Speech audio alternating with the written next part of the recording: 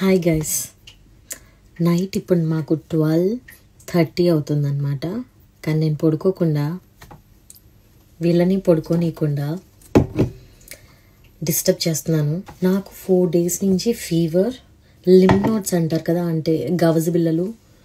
So అవి వచ్చినాయి. So దానివల్ల నాకు ఇది కనిపిస్తుంది చూసారా, అది వచ్చింది. ఫీవర్ ఇంకా స్టిల్ కొంచెం ఫీవర్గా ఉంది, ఇంకా తగ్గలేదు.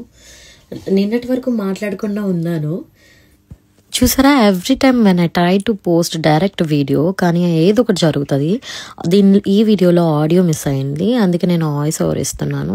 యాక్చువల్లీ నాకు హెల్త్ బాగాలేదు. మమ్స్ వచ్చినాయి. మమ్స్ అంటే గవజ బిళ్ళలు అంటారు అనుకుంటా, సంథింగ్. ఆ గవజ బిళ్ళల వల్ల మనకి నా ఫేస్ మొత్తం కూడా వాచిపోయింది. సో ఇక్కడ నా ప్లాన్స్ గురించి మీకు ఎక్స్ప్లెయిన్ చేస్తున్నాను. లాస్ట్ 3 days నుంచి అసలు పాపం పట్టించుకోలేదు వీటిని. ఆల్ ఆఫ్ సడన్ ప్రేమ వచ్చేసింది వీటి మీద నాకు. బట్ కొంచెం యాంటీబయాటిక్స్ తీసుకునేపాటికి యాక్టివ్నెస్ వచ్చేసింది. ఈ యాక్టివ్నెస్తో పాటు వాటిని డిస్టర్బ్ చేయడం మొదలు పెట్టేశాను నైట్ 12:30కి. ఐ నో అది కరెక్ట్ టైం కాదని. Some times I believe that ఏదైనా మనకి ఇష్టమైన వర్క్ చేస్తే మనకున్న స్ట్రెస్, మనకున్న టెన్షన్స్ అండ్ మైండ్ రిలీఫ్ అయిపోతుందని. సో అందుకే ఇచ్చేసాను. ఇండియాలో ఉన్నప్పుడు కూడా గార్డెనింగ్ ఇలాగే చేసేదాన్ని. షూటింగ్కి వెళ్ళొచ్చో, లేకపోతే ఈవెంట్స్కి వెళ్ళొచ్చో, వేరే వర్క్కి వెళ్ళొచ్చో, ఊరి నుంచి వచ్చో, లేకపోతే ఎక్కడో ఒకటి ఏదో ఒక ప్లాంట్ తీసుకొచ్చేదాన్ని. నైటే తీసుకొచ్చేదాన్ని.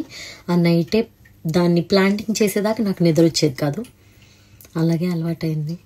సో అందుకే వీటిని డిస్టర్బ్ చేయలేదు. కానీ వీటిలో డిస్టర్బ్ చేస్తున్నానని అనుకోవు, చాలా మంచిగా ముద్దుగా మాట్లాడుతూ ఉంటాయి బుజ్జిమొహాలు. ఎందుకో అండి ప్లాంట్స్ అంటే తెగపిచ్చి నాకు.